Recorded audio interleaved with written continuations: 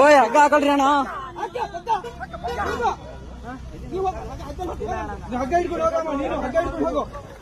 ಅಣ್ಣ ನಿಧಾನನ್ರಿ.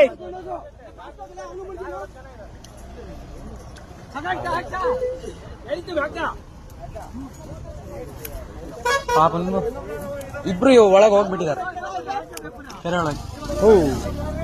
ಎಷ್ಟೊತ್ತಾಯ್ತು ಈಗ ಜಸ್ಟ್ ಬಂದ ನೋಡಿ, ಬಂದ್ ಹಾರ್ಸೇ ಬಿಟ್ಟ. ಯಾಕಾರು ಇದು ಸ್ಕಾರ್ಪಿಯೋ. ಪಾಪ ಇಬ್ರು ಇದಾರೆ, ಅದಕ್ಕೆ ಹೋಗ್ತಿದ್ದಾನವನು ಪಾಪ.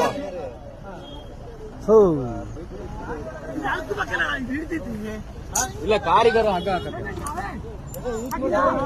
ಅವ್ರು ಎಲ್ಲಿ ಹೋದ್ರಂತಾನೆ,